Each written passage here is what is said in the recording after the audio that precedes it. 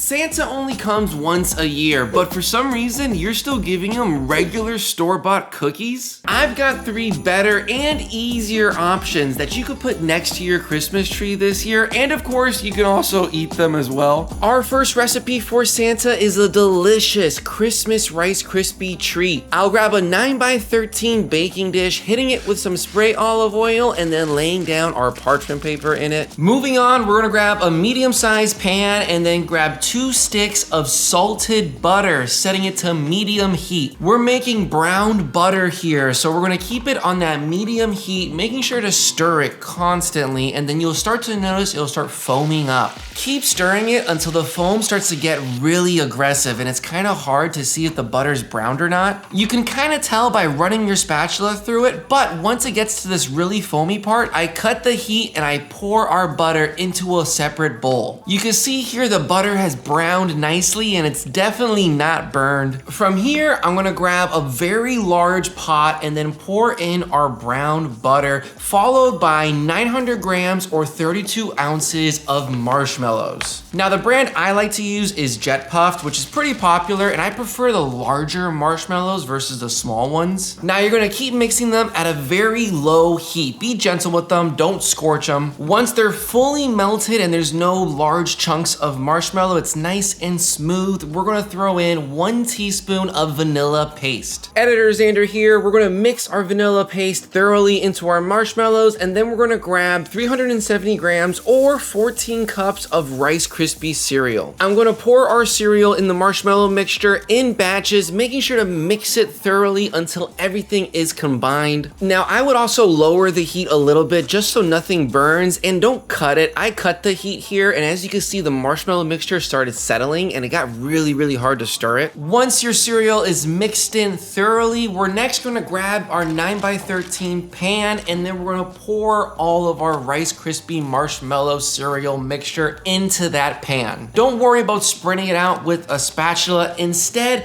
grab some spray olive oil and hit the top layer of it very lightly with it. Then you're gonna put a parchment paper over top of it, and you're gonna push it off to the edges, making sure it's nice and smooth. You can use another sheet pan to help you smooth it out even more. Just ignore what you see in that sucker right there, because we're gonna get to that later on. Once everything is nicely compacted and smoothed out, you now have a beautiful tray of Rice Krispie treats. Now to garnish this tray, we're gonna get 1 cup's worth of white chocolate chips and throw it in the microwave for 30-second increments until it's fully melted. Once it's fully melted, we're gonna set it to the side and then hit our Rice Krispies with a few Christmas sprinkles and Christmas M&Ms. Editor Xander here, we're now gonna drizzle our melted white chocolate over both the M&Ms and the sprinkles. It's gonna essentially function like a glue, holding everything together, and we will hit it with a few more sprinkles and M&Ms just to top it off. From here, I'll throw our tray into the fridge for a couple hours so that way everything gets nice and solid, and then I'm gonna cut them into beautiful bite-sized handheld squares. And you now have a delicious Rice Krispie treat that's ready to be put next to the Christmas tree for Santa, or ready for your family and friends. Now for our second recipe Santa wants to see, we're making a dark and white chocolate peppermint fudge. You first want to grab an 8x8 baking dish, and then you're going to hit it with a little bit of spray olive oil and then layer in your parchment paper. Now I'm going to grab 350 grams worth of 70% dark chocolate, which is 3.5 bars. And I'm going to stack all those bars on top of each other, and with a knife, I'm going to chop them into small bite-sized pieces. Once your pieces are chopped and in a bowl, I'm now going to grab a medium-sized pot, setting it to medium-low heat, and in that pot, we're going to throw in 2 tablespoons of unsalted butter, followed by all of our chopped dark chocolate, 1 can of sweetened condensed milk, 1/4 teaspoon of salt, and 1/2 teaspoon of vanilla paste. Now you're going to continue mixing at medium-low heat until all of your chocolate has fully melted. Be careful not to raise the temperature too high, because you can easily burn the chocolate. Now Now, once all your chocolate is melted and there's no lumps, I'm gonna grab our 8x8 baking dish and I'm gonna pour it into our baking dish. I'm also gonna smooth it out, pushing it to each of the corners nice and evenly, and that's it for our chocolate layer. Now, I will throw this in the fridge and let it rest for 30 minutes while we work on our white chocolate peppermint layer. Editor Xander here. We're gonna first grab 4 to 5 candy canes, and now we're gonna remove it from the plastic wrap, and do yourself a favor, buy the ones that aren't individually wrapped. They're kind of annoying. Once you've unwrapped them all, we're gonna throw them in a Ziploc bag and then smash them with a pot, breaking them down into small little bite-sized pieces. From here, I'm gonna use the same pot as before at medium-low heat, throwing in 2 tablespoons of butter, 350 grams or 2 cups and a quarter of white chocolate chips, 1 can of sweetened condensed milk, and 1/4 teaspoon of kosher salt. Now I'm gonna continue mixing this until all of our chocolate is fully melted and there's 0 lumps. It's nice and silky smooth. Now I'm gonna grab our dark chocolate layer out of the fridge, and it hasn't fully hardened enough, but it's hardened to the point where we can pour our white chocolate layer on top of it. And make sure to spread it out nice and evenly. We're gonna sprinkle our crushed peppermint sticks after that, and now we're gonna let it rest and cool on the counter for 2 hours. 2 hours later, our fudge has fully cooled and set. I'm gonna pull them from our baking dish, revealing the 2 layers of dark and white chocolate. Now with a knife, I'm gonna cut nice and even 1-inch pieces, and that's it. You have a delicious 2-layered dark and white chocolate fudge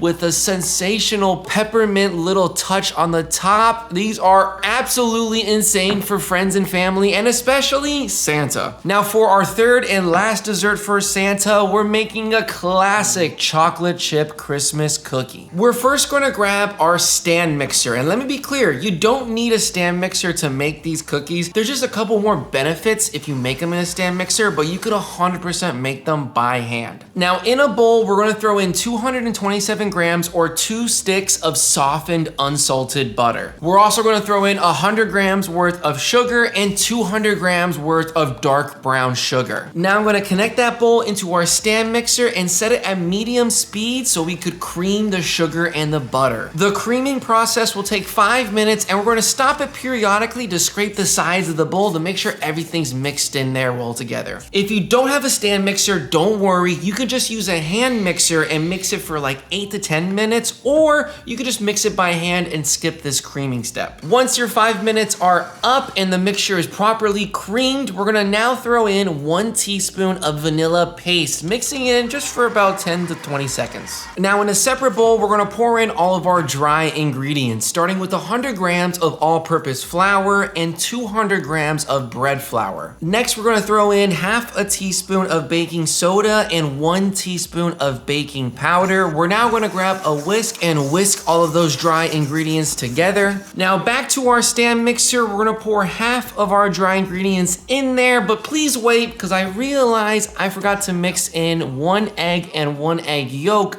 into the wet batter. So I'm gonna throw that in now, and then once it's fully combined, I'll add the second half of our dry mixture. Try not to over mix it, just mix it until it's fully hydrated, about like 15 to 30 seconds. Now I'm gonna transfer our cookie dough into another pot, and I'm gonna mix it around just one more time, making sure there's no dry floury bits. Editor Xander here. Now I'm gonna chop 150 grams, which is about 1.5 chocolate bars of 70% dark chocolate. Now from here, we're gonna grab our cookie dough and throw in all of our chopped dark chocolate, as well as 85 grams or 1/2 cup of bittersweet chocolate chips. Now you're gonna mix our chocolate chips into our cookie dough nice and evenly until everything is spread out perfectly. Now from here, we're gonna grab a sheet pan and then lay down a sheet of parchment paper on it, and we're gonna grab a 1/2 cup measurement. Now I'm gonna scoop our cookie dough into that 1/2 cup measurement, and then I'm gonna roll it into a ball and place it on our sheet tray. Don't do this weird tall cylinder thing I'm doing here, just roll into a normal ball. Now these cookies will be on the larger side, so if you want them to be smaller, I would use a 1/4 cup measurement instead. Now I'm gonna wrap these guys in plastic wrap and throw them in the fridge to rest overnight. This step is mandatory in my opinion, because it will chill and hydrate our dough to give us a better cookie in the end. The next day, we're gonna take our cookies out of the fridge and set our oven to 375 degrees bake. And I know this is technically a no-bake video, but it's Christmas. You gotta make a chocolate chip cookie, so cut me some slack. I'll hit our cookies with some dark chocolate on top, as well as a little bit of flaky salt, and then I'll throw them in the oven for around 18 minutes. Once they're hot and out of the oven, I'll hit them with a little bit of Christmas sprinkles, and that's it. You have a delicious chocolate chip cookie that tastes way better than any store-bought cookie you could be giving Santa. All three of these desserts taste absolutely insane. I hope you guys enjoyed this video. If you did, please support the channel by hitting the like and subscribe. Thank you so much for watching, and have a wonderful rest of your day.